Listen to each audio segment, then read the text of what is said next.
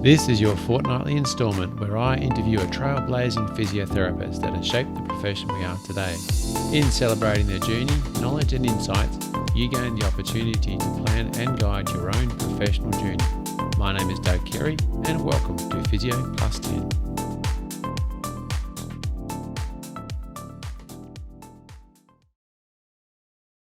Welcome past new listeners to Physio Plus 10. Our special guest today is Adnan.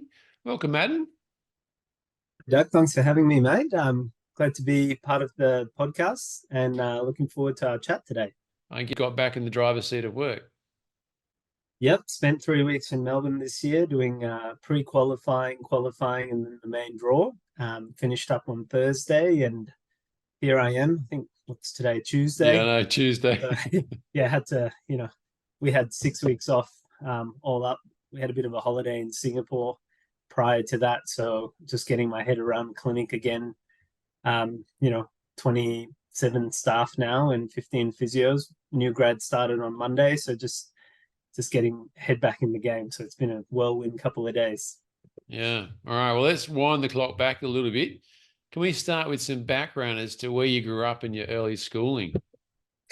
Funny enough, I'm actually born in Singapore to a Singaporean mum and a Malaysian dad. Grew up in Kuala Lumpur, Malaysia. Mum and dad still live there today. Did my primary and high schooling there. And dad's family owns a sports shop, kind of like Rebel Sport, but just one branch. That sort of stuff. Yeah. Yeah. So, sport's always been in our blood. Mum played sport, dad played all of the sport. We kind of hung out in the shop for a lot of our after school time. So, I'm not sure how many things I've broken in that shop, but the staff wouldn't have liked me very much, particularly when I took hockey up. I think that was a particular favorite of everyone's. Definitely a couple of change room windows were cracked because change room stalls are perfect goal sizes for an 8-year-old kid. And yeah, I'm just glad you didn't take up lacrosse, which is like hockey overhead sort of stuff. Yeah, not too popular in Malaysia. Everyone generally plays football, soccer. Yeah. Badminton is our main racket sport, so not actually do too much with tennis prior to working with Tennis Australia, but more badminton and field hockey would be another one. And so, yeah, growing up in Malaysia, it's nice and hot. You wake up, go to school thinking about football, talking about football. Then the minute the school bell goes, you're trying to, crunch up some exam papers or school notes of some sort to use it as a football. School ends, you're trying to play football while waiting for the bus, and then you get home and you're playing more football. So we really, really lived and breathed it growing up. And I know what your next question is, so I'm gonna answer that as, how did I get into, or how did I want to be a physio? And I got two stories about that. So, in Malaysia, football's big, as you might have already realized. But it's not the local league that's really popular. It's English Premier League. So on a Saturday night, you can go to any restaurant in the country, and I can almost guarantee you there'll be a football game on. And grew up watching Manchester United. And when I was, I think, 12, I took part in the tryouts for the school soccer team, didn't get in. And so, I came home pretty upset, and I was like, Dad, there goes my dream of playing for Manchester United. And we were watching a game one Saturday night, must have been an early kickoffs, which is, I think it's 7:30 at night in KL. And, how soccer players carry on. This must have been when Ronaldo first came to United in 2003. And he's rolling around on the ground carrying on. And then my hero runs on the field, this bald man with a bum bag. Not sure what else was in the bum bag, but he grabs his spray bottle out, shakes it up, sprays his leg, and boom, Ronaldo just pops back up. I think he scores like 2 or 3 goals in the match. And my dad, who's that guy? If I can't get on the pitch as a soccer player, I want to be him. So that's sort of where it kicked off. But there's a little bit more somber story to that as well. Prior to that, I'm one of three boys in my family. My parents have three beautiful children. I'm the eldest. And when my youngest brother, who was 10 years younger than me, when he was 18 months old, he actually drowned in our neighbor's fish pond. And we're very fortunate that I found him. We managed to get him to hospital where he was pronounced dead on arrival, but they revived him. And then it sort of started our adventure in the hospital system and with rehab. I think we spent, would have been 6 months in ICU in KL. And the bills really piled up at that point because we were in a private hospital. We actually had to write to the CEO of the hospital to get a bit of a discount because we just couldn't afford it. And we're fortunate enough that once he was stable enough, so he's alive today, his birthday next week, actually. Once he was stable enough to travel, we actually took him down to Singapore, where mum and my brother moved in with my grandparents. And he was in the hospital there for, I think, another 3 months. And then that's where he sort of got access to, physio, OT, lots of multi-D care. And that's when we were exposed to, it's not just doctors in medicine. They're not just the only people that have a part to play in this field. And as physios, we have a huge part to play. And so I think along the way, mum basically quit a job. She was a real estate agent. She worked in marketing a little bit. Quit a job, and it made it her focus to make Amir's life as good as possibly could be. I distinctly remember one afternoon they came home. Mum was particularly upset after a neurologist follow-up because the neurologist said, take him home, make him comfortable. He's never going to amount to anything. And I think mum jumped across the table and tackled the neurologist to the ground and strangled him. And dad had to restrain her. So she's, pretty feisty character and definitely someone not to be messed with, and probably get a bit of my my energy from mum. So thanks, mum. But yeah, they spent years and hundreds of thousands of dollars, if not millions of dollars, on rehab. They went to Philippines, they went to the UK, I think Indonesia, Hong Kong, all these places seeking out therapy, and actually were early adopters of suit therapy, so TheraSuit, NeuroSuit, and things like that. Actually brought it to Malaysia now. Mum is not a physio, and but founded therapy gym in Malaysia called Amir's Therapy Gym, or ATG. And they have 9 physios, maybe 3 OTs, a couple of speech therapists, some PTs, and they run a fantastic center in KL that caters to the region. They actually even get some Aussie people coming across with the Malaysian ringgit being so weak. It's actually cheaper to go to Malaysia for a week-long intensive of 6 hours a day than it is to get 2 hours of care in Australia. So they've helped affect many lives everywhere. So, when life gives you lemonade, you sort of say, let's cut the lemon up and let's get some tequila. So I guess it I don't really remember that bit. I thought it was if life gives you lemons, you make lemonade, but I don't remember the but tequila you bit. got to spice it up and make it a party, Doug. Spread the love a little bit. And so I have another brother, middle brother. He's also a physio, so it must have really struck a chord with us. And he lives and works in Singapore as a sports physio there. We have another cousin that's a psych, another cousin that's an OT, and my mum's brother's a pediatrician. So it's sort of, this event kind of shaped our lives in one way or another.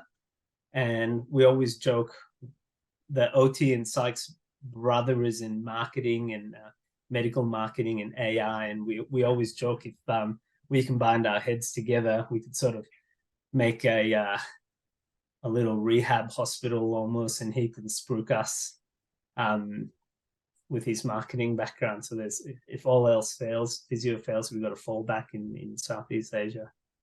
Yeah. But your first degree wasn't in physio, was it? No, so I did my A levels in Malaysia, and got grades. Did apply for physio, and actually managed to get into UQ. But at the time, as an international fee-paying student, it was 28,000 Aussie dollars a semester, I think, from memory, and we just couldn't afford it. And with therapy bills mounting, and mortgage upon remortgage on the house, it just wasn't feasible. And as much as mum and dad wanted me to have a good education, it wasn't possible. So the next best thing was exercise sports science at RMIT, and it was 19,000 a year. So a lot more economically manageable. And at that point, I'd started teaching kids yoga classes in my time off as a side gig. And so managed to do 3 or 4 classes a week as a bit of pocket money, and was saving up to try and get to Australia. So managed to do that in 2007. I moved to Melbourne. Excuse me. Did 3 years of exercise sports science at RMIT and graduated. And then applied to get into the graduate entry master's program at UC in Canberra, and got in there. And so in 2010, I moved down with another classmate of mine from RMIT, actually, Jake Wilson. He also, we went through both exercise science and physio together. When you say move down, so you moved from Melbourne to Canberra. Yeah. Yeah. And yeah. like, why do that move as opposed to, I guess, to staying in La Trobe and doing physio in Melbourne? Good question. At the time, I didn't actually think there were graduate entry master's programs that were 2 years long, because we couldn't afford another 4 years. Mum and dad's deal was they pay for uni and I paid for everything else. So I'm not sure how far and wide, and sorry, Australian immigration, but to make ends meet, I actually worked 60 hours a week at a pub, bussing, cleaning glasses, pouring beers for, well, I think it was like $11 cash an hour or something like that. On top of my uni, managed to buy myself a car. So at 3 a.m. after closing up the pub, I didn't have to run home. So it helped. My first year, I lived next to the pub, but it got a bit expensive. So I moved down to the suburbs in Preston for a lot less, and managed to get a place for not much, where we had to pay the landlady. She didn't speak any English, but every month we had to go to her house and lay out $50 notes on her dining table, and she knew exactly how much $1,200 looked like on her dining table. And that she just looked at us, she nodded, and we say same time next month, and she's like, okay, goodbye. And she probably gave us some tomatoes from the garden or something like that. And I think we only got broken into that house 3 times that year, and had a couple of bikes stolen, so it wasn't too bad. In Preston. In Preston, yeah. I have no idea what the suburbs are like on the East Coast, but I can think of some parallels over here. Yeah. So really, I mean, what you're saying is that, you were fortunate in the sense that you had a pivotal moment because of Amar, but it was a struggle. Like, you couldn't step into phys, you had to go through the exercise phys, and then even getting into phys was okay, but financially supporting yourself was a hard yard, really, wasn't it? Easy. Didn't have the best way. I mean, my parents were incredibly supportive, and they gave all that they could, and couldn't thank them enough for all that they've done for both my brother and I. But yeah, it wasn't easy. Yeah. But on reflection, like it hasn't set you back, has it? It's built some resilience, maybe a little bit of resilience somewhere, and it's probably why I've got where I am today. And I think it was. I mean, it wasn't fun, but I think it was probably good for me. But even the graduate entry master's program is full on too. Yeah, I mean, a graduate entry master's, I was fortunate that, one of my good mates, we basically lived together 400 meters from the uni. We treated it like a 9 to 5. We got up, we went to the gym.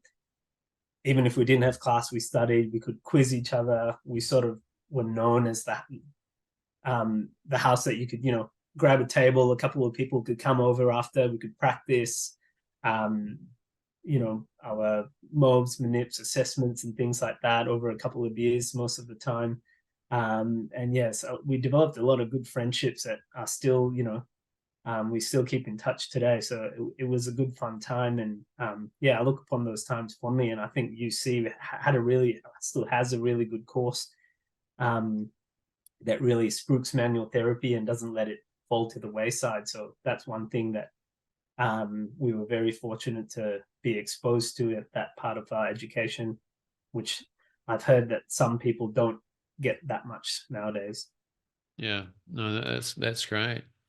Now, what I'm getting also is that you're pretty driven, and it's interesting when I get to sort of this part of the conversation.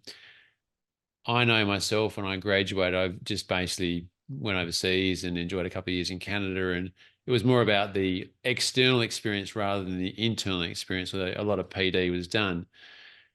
But other people are very driven in the sense that they've got very specific goals about what it is they're trying to achieve. Like they might have come late to physio.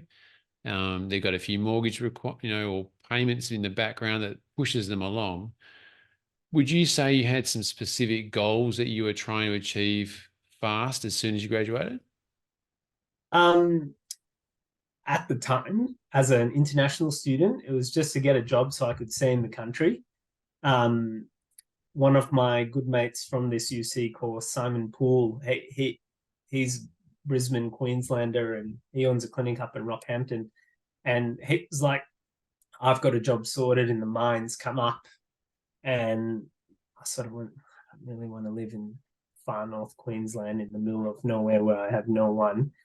And so I got knocked back for a few jobs here, which was a bit disheartening. And one of them was paying like $58,000 a year. And that wasn't very much. And so I was like, I'm really struggling to get a job here. I had one up my back pocket.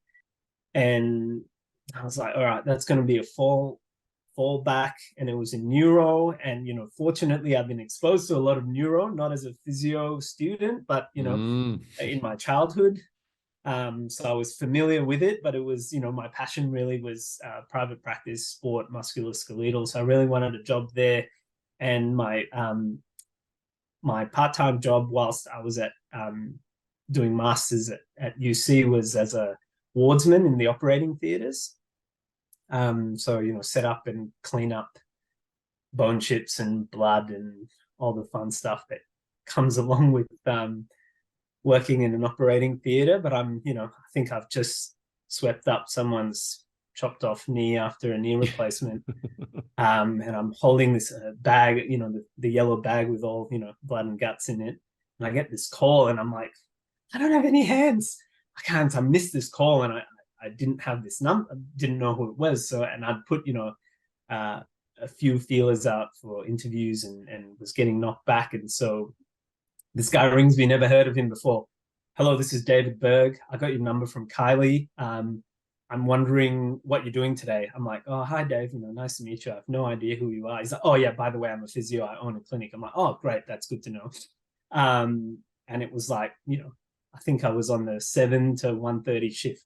And it's like, what are you doing right now? I'm like, well, currently I'm holding a bag of biomass, bones and blood. But yeah, what about you? He's like, do you want to come and have a chat later when you finish? As soon as you finish, come and have a chat. Like Dave was like super intense, most intense guy you'd ever meet. You could see the fires burning in the back of his eyes. But great guy, lovely physio, amazing physio, actually. Unfortunately, he passed last year, and so he's no longer with us anymore. But he was really my first mentor. And so I went to my supervisor after I got rid of the yellow bag and went, can I leave a bit earlier? Like I've sorted all my jobs. I actually just got an interview. And he's like, yeah, go. So I show up at Dave's clinic in Deakin. He owns it with his wife, who's an osteo, Mel. Meet her really quick.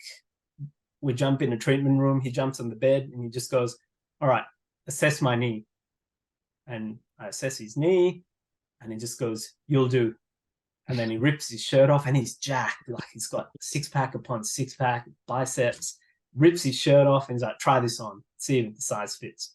Puts it on. Yep, that'll do. All right, when can you start? And I'm like, mate, I haven't, like, my registration hasn't even come through. And he's like, all right, well, here's the contract. Go and read it. Get me an answer, and then we'll harass the registration people for it to come through. And so I was like, okay. And so this was within, 3 hours, I got a mystery call, and 3 hours later, I technically had a job. So that was my first job in physio at Move Happy Healthcare in Canberra, with Dave Berg. And yeah, he was great mentor.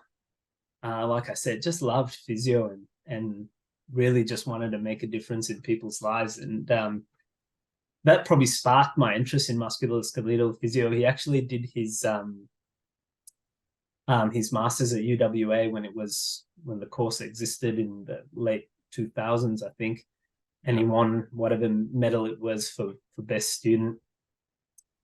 And so yeah, Dave was big into his manual therapy and manips and dry needling and myofascial release and his anatomy. He went to America several times for dissection courses to learn more about anatomy and fascia. So learning from Dave and Mel was great. And yeah, it was a good time at Move Happy, and I'm still in touch and in communication with a lot of my old colleagues from there. So at that point, I think you sort of saying that you really wouldn't say it was a deliberate decision. It was more of it came your way and you took it. But at the same time, it gave you that opportunity really to develop your muscle skills, because it sounded Yeah. like Dave was pretty, and obviously osteopaths are obviously, that's also another strong point for their profession as well. Did that sort of cement in your mind that you were going to be a musk physio as opposed to a neuro? Yeah, definitely. That was my passion, and I went into the clinic and did some obs with him, and then I was like, yeah, this is where I want to be. And this is back before work-life balance was a thing, and we didn't have to baby everybody. And Dave had a pretty good work ethic.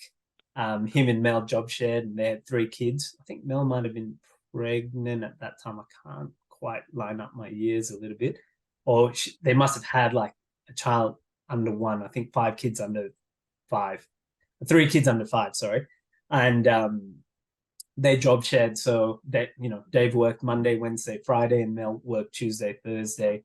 And Dave would work 6 a.m. to 9 p.m. and he'd just churn through patients, have half an hour for lunch where he'd do we call it the Erindale special, this workout that had lots of burpees, and then inhale some salmon from a tin, and then go back training all day, and just loved it. And so that sort of, I could kind of relate with that, with my, 40 hours a week of uni plus 60 hours a week of work. I'm like, okay, I can, like, these are my people.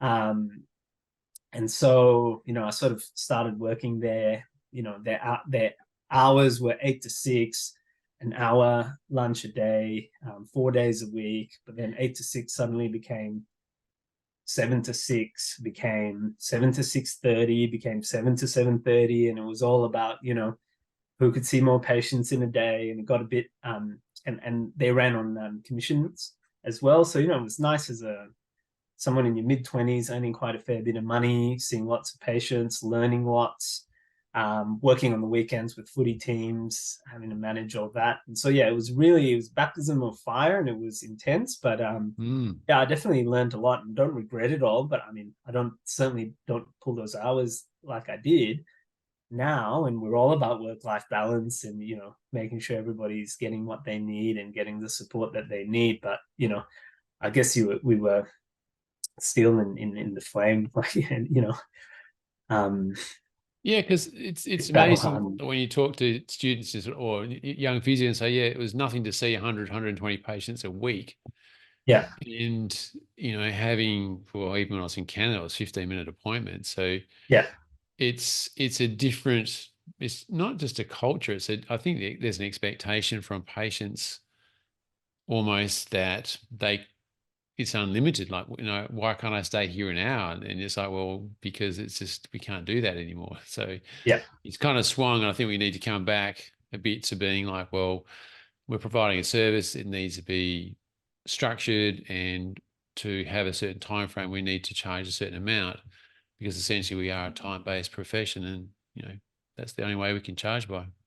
Yeah, definitely. And 5 years in, I sort of learned that. I guess I was single at the time, didn't have a worry in the world. Nobody was dictating my diary for me. I could work as much as I wanted. I got paid for it. So, from someone that was just scraping by, stealing Yeah. sandwiches from the maternity ward at the hospital um, for dinner when I worked there. Don't tell them. All the Um, biscuits. yeah, biscuits, Vegemite, toast. One thing you could count on in an operating theater, there was always a loaf of bread and Vegemite. And so if you couldn't afford food for a couple of days, there was always something there. And they always had milk. So milk and Vegemite sandwiches were pretty good. Sometimes some of the nurses in recovery would save me a ham and cheese toasty, and that, nudge, nudge, wink, wink, and say, go and check the fridge. We got something for you. So, the ladies, they were lovely as well and I'm really looking after supportive them. of, yeah, they were good. And Yeah. so, yeah, and that's sort of just, after 5 years, it got a bit much, I guess. And um, one of my colleagues, who's now my business partner, Will Ma, he was sort of my mentor in the clinic. And I was like, one day just bit beside myself. I think I started my master's, and we'd spoken about it. Will also did the UWA masters, and by the time it came time for me to do it, unfortunately the course had finished, had ceased, and La Trobe was an option. So I applied for La Trobe, got in there, liked the flexibility of the course because it was mainly online to start off with a 2-week residential block, and then um, uh, placements that you could choose. I chose the must stream, so then I could choose my clinical supervisors as well. And at the time, my now wife was living in Melbourne, and I thought, oh, this is handy. We'd met at a wedding maybe a couple of months before the 2-week intensive block in Melbourne. So I said, oh, I'm coming down to Melbourne, and we caught up. And then I somehow managed to organize my pracs. One was in Wangaratta. And so I'd work Monday, Tuesday, Wednesday in the clinic, leave the clinic in Canberra at 6:37, drive to a friend's house in Albury and stay with her mum. Drive to Wangaratta the next morning, do a full day of prac there, and I actually drove then to Wagga and did a prac on Friday, and then from Wagga drove to Melbourne, got to spend it with Kelly, and then drove home on Sunday to repeat that again for 5 weeks. And I think at that point she was like, oh, okay, this guy's serious. He's keen. Yeah, and by the end of it, I think before I finished, she'd moved back to Canberra, moved in with a sister that just happened to be on the same street as I was living in. So that was helpful. And yeah, fast forward, I think it's 9 years now with, 2 beautiful children, twin boys. And yeah, it's good. Wow. So there was more to the Melbourne trip than just doing the post-grad. Masters, Masters. yeah. Yeah. How'd you find the Masters experience? Like you said, you did it part-time, which was over, I guess, 2 years. Well, yeah, it was full-time equivalent, but they do it in 2 years and it's sort of Yeah. blocks. Yeah. Look, it was good. I wished I'd waited a little bit longer to do it, honestly. I think people now, the grads that are really motivated, do their 2 years, and you're like, all right, I need to do this master's thing so I can be titled, and I can do an Olympics and work for a footy club and do this and that. And when you really get down to the crux of it, it's not what you know, it's who you know in this game. So I'd really wait. I would have enjoyed a little bit more time to hone my clinical reasoning and done more weekend courses and let it let it sink in and let it alter my practice a little bit. But anyway, I did it. Uh, Mel and Dave were great. They actually paid for it. And I did it because if I was titled, I got $5 more a patient, really. Um, and so on reflection, maybe I might have it would have been more worthwhile if I waited maybe until the 5-year mark to really let my clinical reasoning, get that bedded down, being able to funnel information a little bit better, specifically target my objective assessment based on my subjective assessment. And I think a lot of grads nowadays really struggle with being specific. They vomit the textbook out of you. I always use this funnel. They just start at the top, work their way down, test everything, and then they get to the end and go like, I still don't know what's wrong with you. Yeah. And I think, and that maturity of thought and critical thinking, clinical reasoning, you got to it takes time to hone and to figure out. Yeah, I agree. I think that, the motivation to do masters in a specialty field is wrongly motivated if it's, as you say, $5 or to get access to like a course or a titling, because you got to ask yourself, why am I doing it? Because it's a commitment of time and money, and therefore you want to optimize that commitment. Yeah. And if it's I mean, personally, I'm quite happy to say that after 3 or 4 years, I certainly didn't have it down pat. Yeah. And therefore, if I went and did it straight away, I would have done the course, and you say you get the certificate and you pass, because that's the university wants to pass you. But the actual knowledge that you gain from it, how you can integrate it. And I think back to seeing some physios that came when I did, which was post-grad, and they might have been out for 10 years. And I think, why did you wait for so long? But when I saw them in the clinic, they knew exactly what they were after. And I think they got more out of the course because they had some very specific awareness that they were seeking to improve on. Whereas I was a bit of a scattergun, just do it all, get it all in. But I wasn't a Tetris. I wasn't slotting unknown blocks into the right places. That is, I think, is what you're saying, is that you sort of have a much better awareness when you know what you know and what you don't know. Yeah, totally. And I'd love to go and do one more again and just see if I'm all about learning. Yeah. And see if I would, I'm sure I'd pick different things up, but if I can see it through a different lens. I think it's 7 years on since I finished that course now. So I mean, it was definitely worthwhile doing, and I totally recommend it. I think there's a little bit of this whole, what does this title get me? It gets me nothing, really. Some people, there's no difference in pay and things like that. But for me, it opened so many doors, and far beyond what the knowledge that came with doing a master's program and the intensity of it. It was the doors that they opened, because suddenly you had this little thing next to your name, and people actually stopped and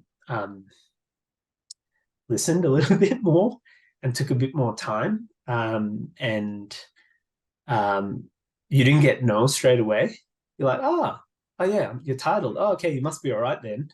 You've been graded by a system that's internationally recognized, and it meets IFOM standards and things like that. So, you must be half decent. So I got a lot more yeses than I did no's after being titled. And so that opened a lot of doors. I started sitting on the ACT branch council of the Physio Association. I reinvigorated the ACT musculoskeletal group. After it died for maybe 10 years, it was dormant. So we started that up. We got a little group running there. I was on the branch council for 7 years, with the last year and a half of that being the vice president of that. And I had some fantastic leadership from the presidents there. Diana Perryman is another great mentor. She's retired now, but she was amazing. Just, she's public health orthopedic research physio that ran the research unit at Canberra Hospital, and she was fantastic. Just great leader, and knew really what to who to nudge and where to push and how to get people to. Nobody really said no to her, and it was really interesting learning from her. And she got me very involved in it and really pushed me along. And being the chair of the musculoskeletal group in ACT then brought me into the National Committee of MUSC, which was headed up by Philip Hughes at the time. And when his term ran out, that I got nudged to step up. And so I'm now the chair of the National Committee of the Musculoskeletal Group, which allows me to sit on the APA's National Advisory Council that advises the board on all things musculoskeletal, but also all things physiotherapy. And, that's opened some amazing doors for me in the international community with, the greater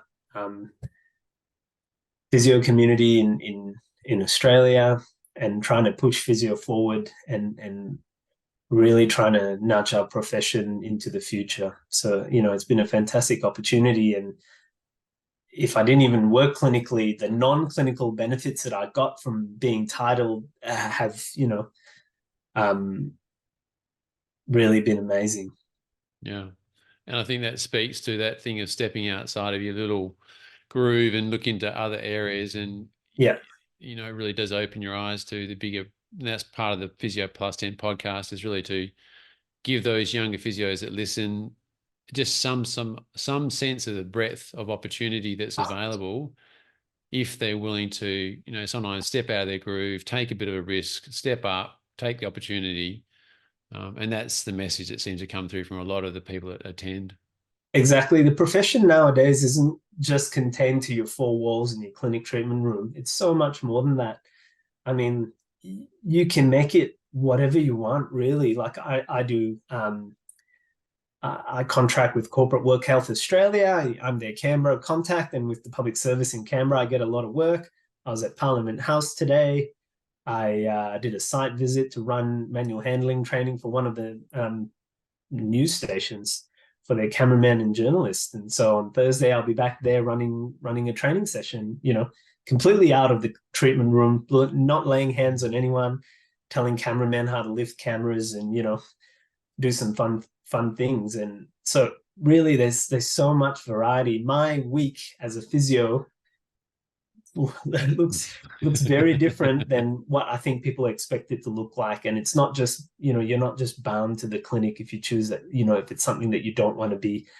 And so, yeah, you can go from the tennis court to Parliament House to a treatment bed to a football field if you like. And I think you shouldn't limit yourself to that. And definitely finding good mentors along the way, and open-minded colleagues as well that can, sort of think laterally and out of the box a little bit to help meet your goals and your needs is really important too for young physios. And I think they often fall into the trap of, okay, I just need to churn patients over and that's going to make me money, and therefore I make money, therefore I'll be happy.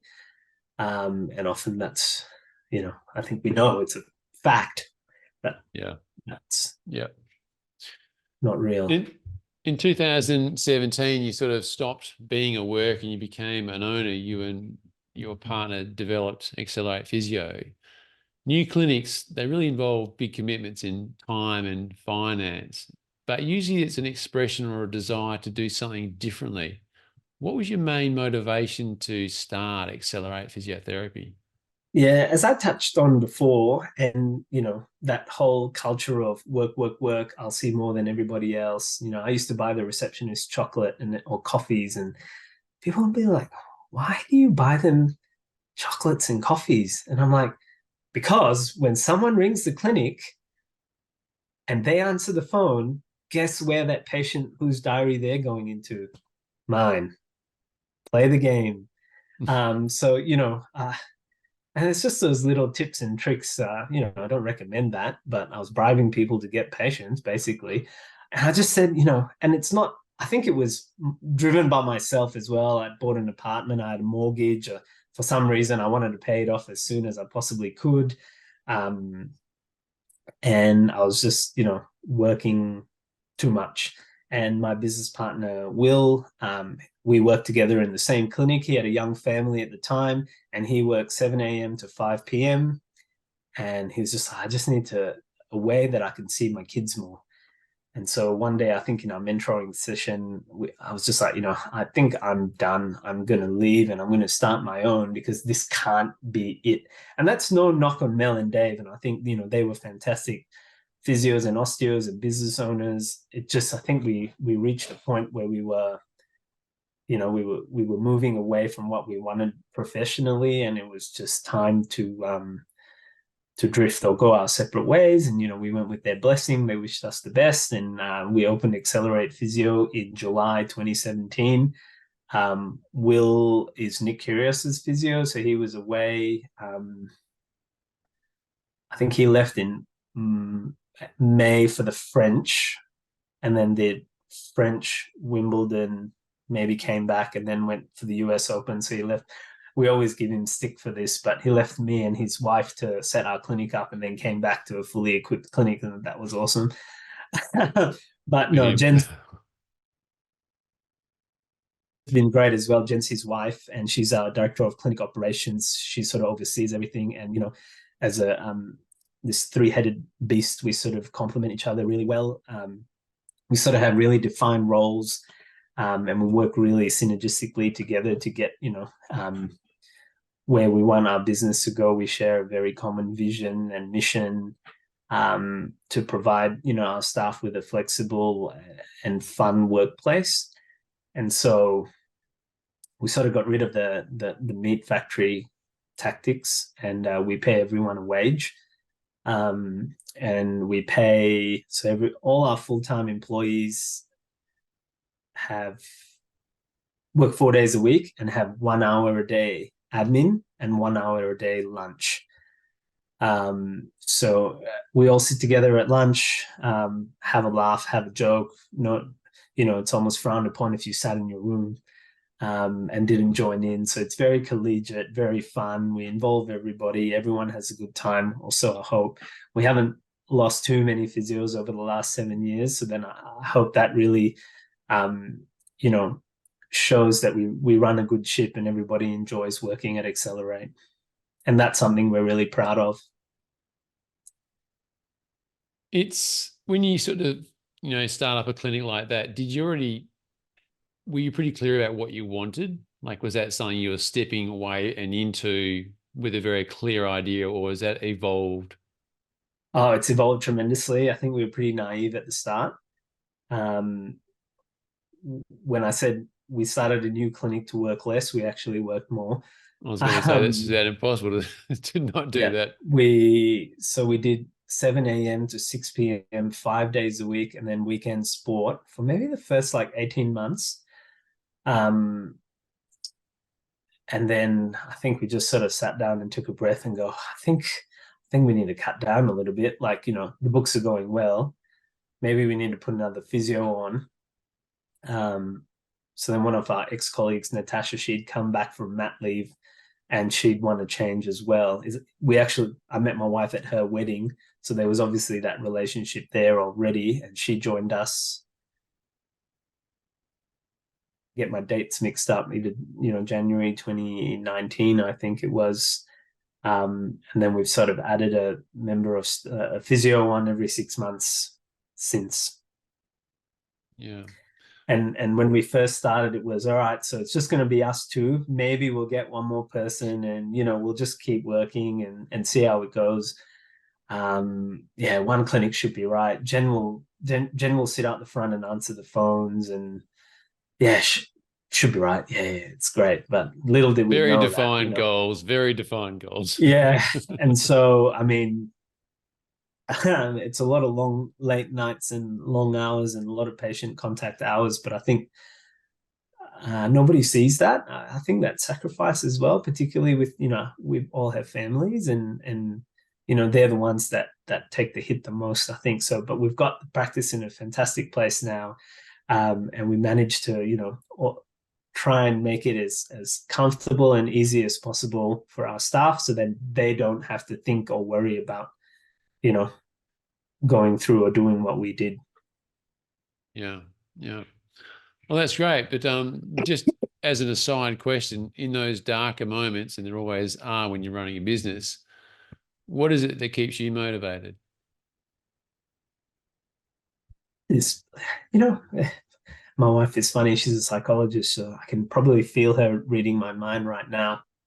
And she always goes, you just love your job. Like, some people, like their job or, do their job because it pays well and they go and they just kind of coast through. But, she's like, you genuinely love it.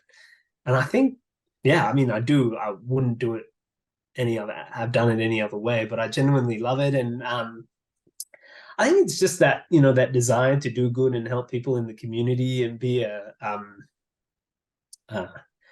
you contribute to the community and try to help people because I've seen how it can help and has helped. And so you just sort of go back onto those tenets and sort of go, I changed somebody's life today. Yeah. Yeah. Yeah. You, in addition to the other things that you've done, you've actually gone on and studied a master's in pain management, University of Sydney. That sort of seems logical when we talk about dealing with pain, because if you're dealing muscle, you're always going to get those persistent pain problems, and it's a different to acute pain presentation. But I'm kind of surprised all this background in AFL and NRL and Tennis Australia, why you didn't do sports? Like, is there a reason? I mean, as the national chair of the musculoskeletal group, I'm contractually obliged to say this. No, I'm not, but um, isn't all Everyone should do sport it. isn't all sport musk anyway? I've But always it's always been a dilemma. If I've got a sore back and I'm on the footy field, do I see the musk physio or the sports physio? no, but I think, having that grounding with Dave in the early days, seeing what he was able to, achieve and the outcomes he was able to get from his patients with his background, that was a big thing. And, not having a sports title didn't hold him back. And I think,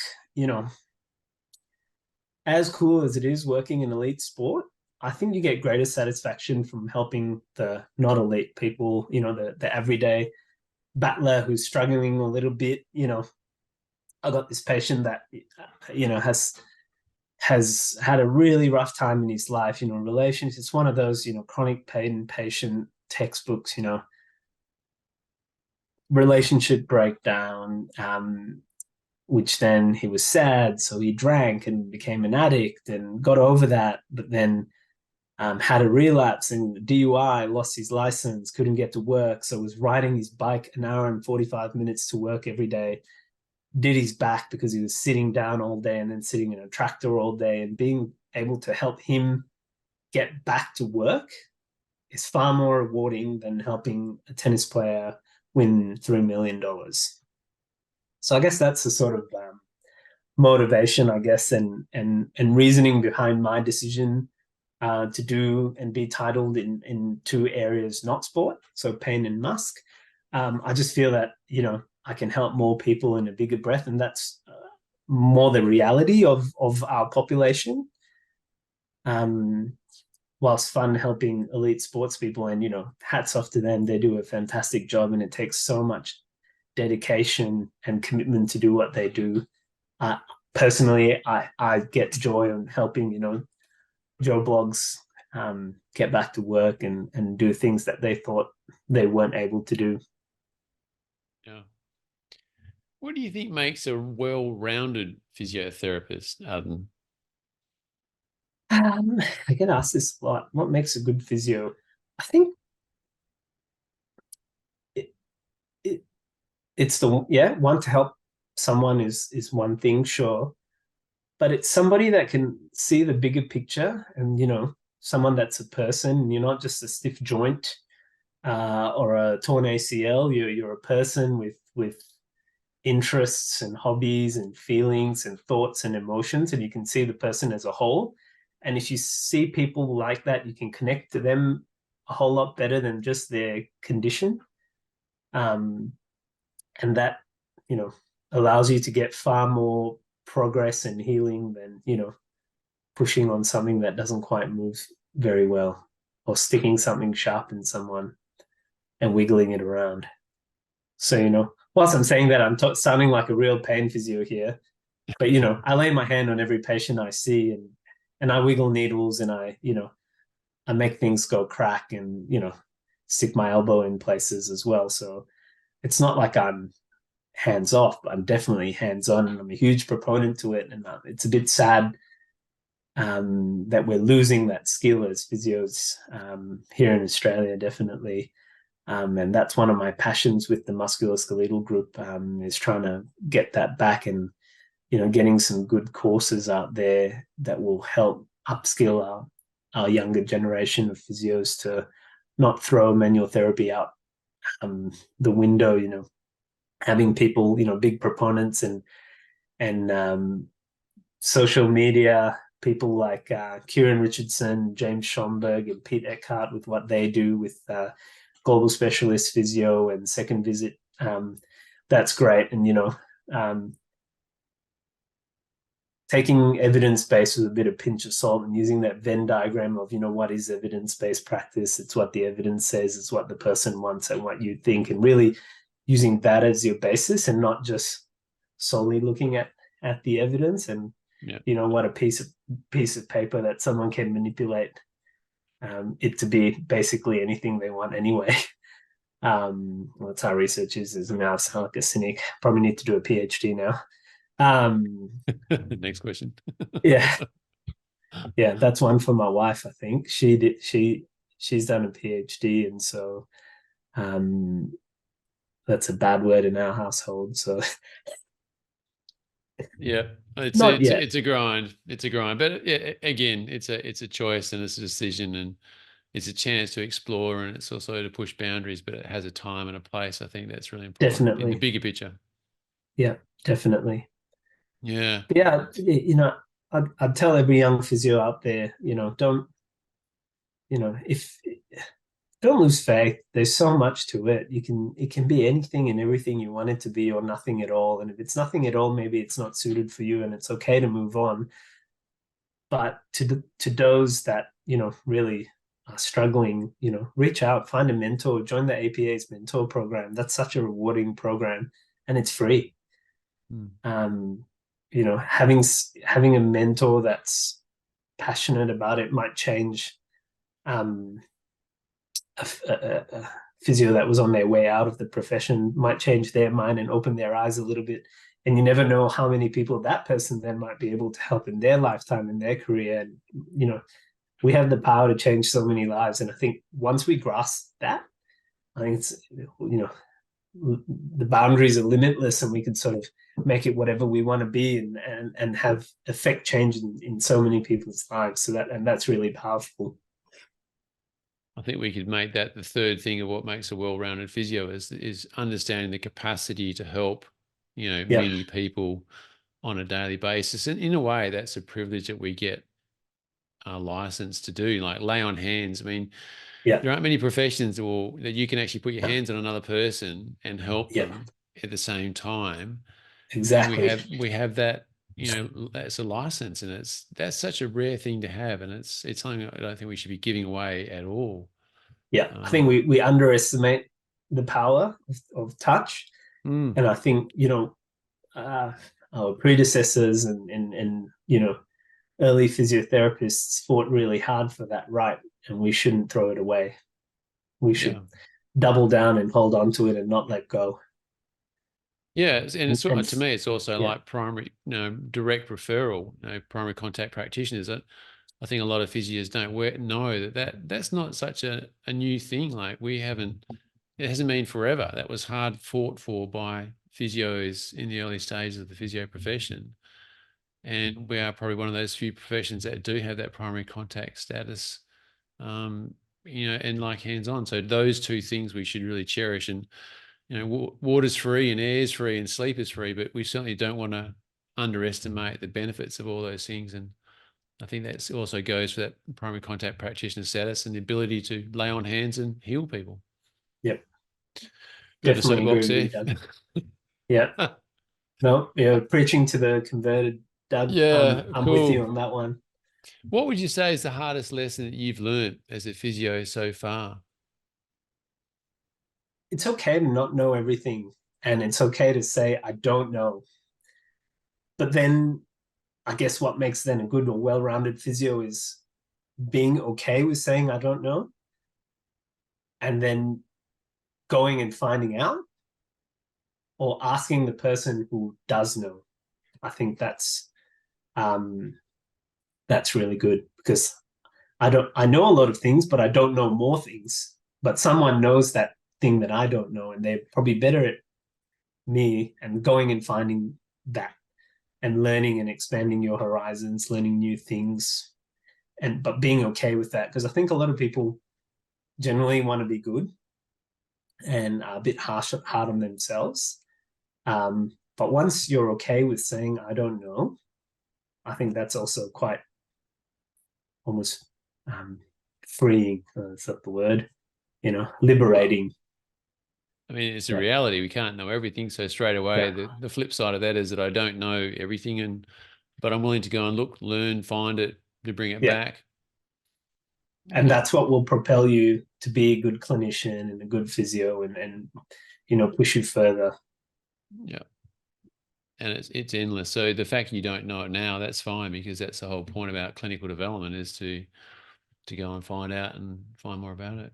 So on that segue, what for $200 or less would you say is the best book or app or tool investment that you made to assist you in your development so far? Ooh.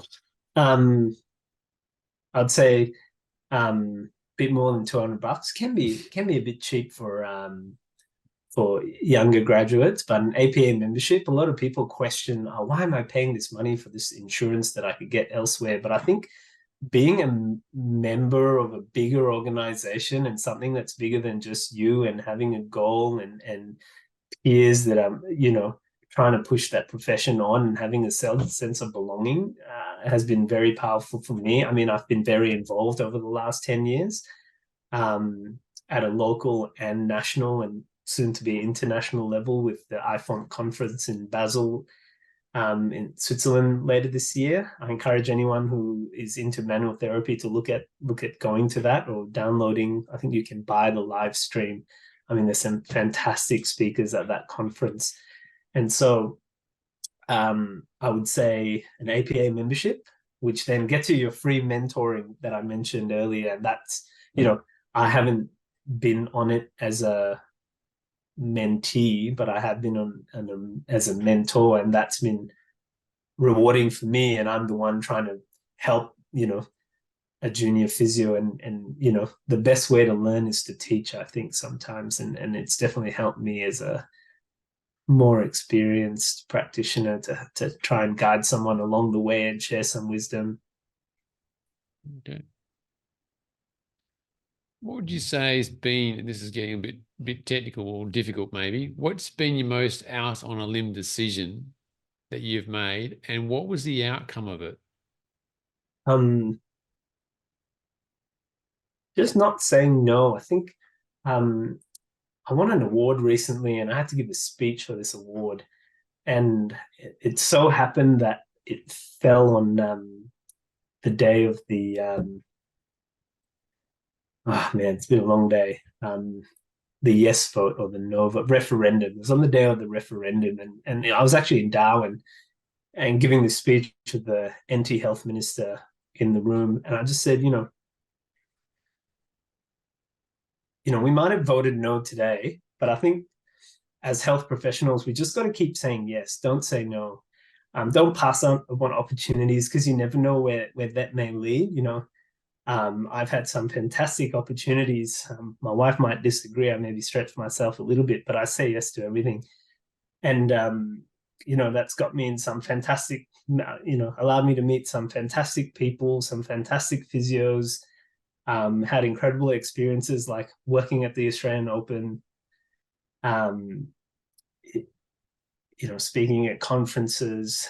Um, yeah, it's just, don't, don't, don't say no. Don't have a closed mind to things. Have an open mind, and don't let opportunities pass. Grab them by the horns, and go. And that's echoed by a lot of people on the podcast. They always sort of say, bite off more than you could chew and just chew harder, essentially. Yep. But Yeah. it's that thing of moving out of your groove, getting into a space of being discomfort in some way, and then growing Yeah. into it.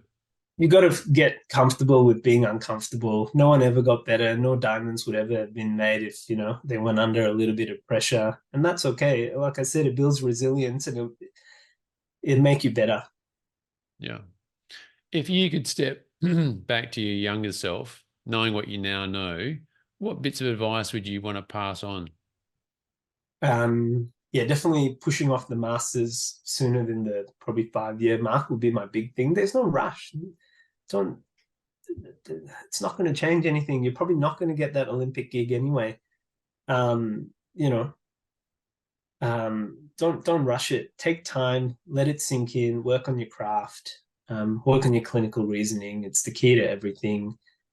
And have really good manual skills because it is a privilege and we shouldn't let it go. Yeah.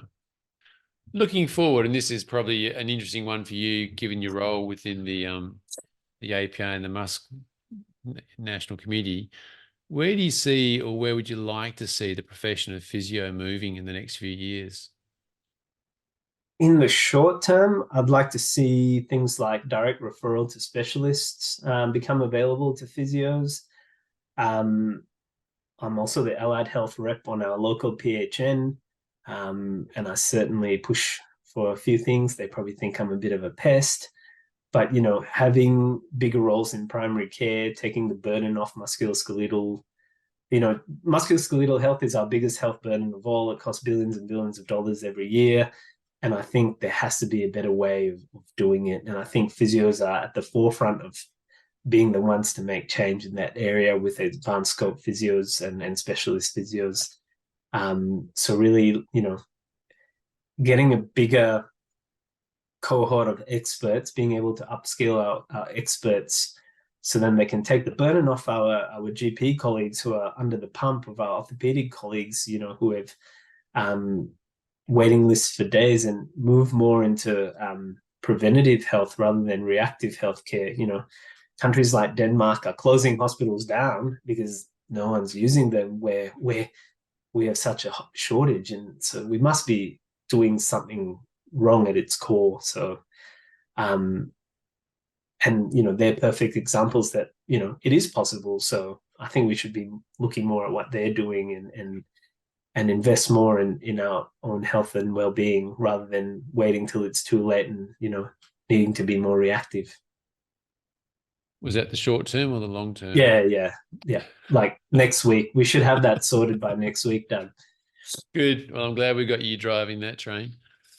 Can you see those things? I mean, I just wrote a little case study up and sent it through to our AAP education members, and it was literally this person came in, they had seen the GP 3 times, they had an ultrasound, they had an X-ray, they'd seen the chiro 4 times, the masseuse twice, the podiatrist twice, and they had this ongoing medial heel pain. And then they came to me and like, you're the last of the line, what can you do? And I just, on the back of an envelope, literally added up, well, there's like $1,500 in costs, 6 months of this person's time, their lifestyle's been shattered.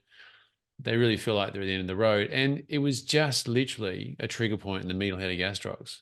And I Yeah. needled that one, rang them up the next day and they said, oh, it's been good. I slept well, all fine. And I thought, wow, this is just an example of how we are wasting funds and clogging up the system with something which essentially was just so simple. Yeah. Unfortunately, we don't make those decisions. People that have no idea about healthcare do. Mm. Um, and it's trying to get them to listen. So I wish that person would have been a politician and they would have had a bit of a light bulb, and then we would have had an ally on the inside that would help fight with us. But, it's keep banging on that door. I quote Scott Willis, president of the APA. 10 years ago, we didn't even get asked to the dance. You know, now we're on the number one table. We're getting a seat at the table, and so that's big change. So there is appetite there. We just got to play the long game and know when to take our shots when we have them, when they present themselves. But I think, we've advocated really well especially over the last 3 years, and there's definitely more to come. And there's appetite for it now with a growing member base, and the more members we have, the bigger an entity we are, and the more seriously we're taken. So it's really important to keep playing that game. But yeah, it's a long game, and we just got to keep on keeping on. And where do you see yourself? Sorry. With this, we have so much to give, and so many avenues where we can help and make change. Yeah. And just as a final question, and what do you see yourself focusing on in the next few years? So this is year 2 of my my term as national chair of the MUSC committee. We're focused on getting our spinal courses back up and running. Our spinal B course has been stuck for a long time, and so we've got a musculoskeletal steering committee with experts from all over the country, led by Karen Richards from WA and Andrew Webster from New South Wales and Gwen Jull in Queensland, just to name a few of the group. And so we're really looking forward, along with the work that Richard Newsham West, who is an academic that consults with the APA, in developing a pathway that aligns with the career framework that will give a early career physio a very distinct pathway and avenue to hit that milestone level 3, which is titling, which then allows them, gives it a very clear, defined way to become a specialist, and that's how we're going to get more experts. And so it's really working on that and making that a reality. Working with the new CEO of the APA. We had a great relationship with Anya. She was an amazing leader and did a lot of work with the MUSC group, and definitely take my hat off to her and wish her all the best in her new role. We will miss her. She was a terrific ally, but we look forward to working with the new CEO and trying to push out musculoskeletal physiotherapy into the future. So that's my main task. And if I'm fortunate enough to be re-elected for a second term, then get the gloves out, because then we're making change now. But it'll just be feeding on from that and really making sure that we're making some of these roadblocks more accessible to members and the profession as a whole. Because if a good, functional, well-run MUSC group means physios everywhere will be well supported and will benefit from it. So yeah, really looking forward to doing that. And then maybe I might think of specialization or a PhD once that's done. But that's maybe for the Physio 20 Plus podcast. We'll have to talk to your wife about that. I think there's a... Yeah. Yeah, well, thanks very much for sharing your journey on Physio Plus 10. I'm sure lots of young physios will take some insight from your experience of becoming a physio, and then what you've done is you've moved on through that pathway. But I think also a lot of older physios are going to also be interested in hearing how it is and what you did and why. I think I like the why. Why do we do things in our life? We have roads that we come to a decision to go left or go right, and a yes or a no, probably in your situation, and you've always said yes. So thanks very much for your contribution to the physio profession and also to Physio Plus 10's conversation today. Thanks for having me, Doug, and thank you for organising this and giving back to the profession the way you do. I think this is a really useful resource for physios everywhere, and hopefully it convinces listeners to hold on and keep saying yes. Thanks so much for listening to this episode of Physio Plus 10, in which I trust you gained some valuable insights. It'd be awesome if you could leave your 2 cents worth as a review or rating of this podcast, and I look forward to sharing the story of another trailblazing physiotherapist with you in 2 weeks' time. Stay safe. Bye for now.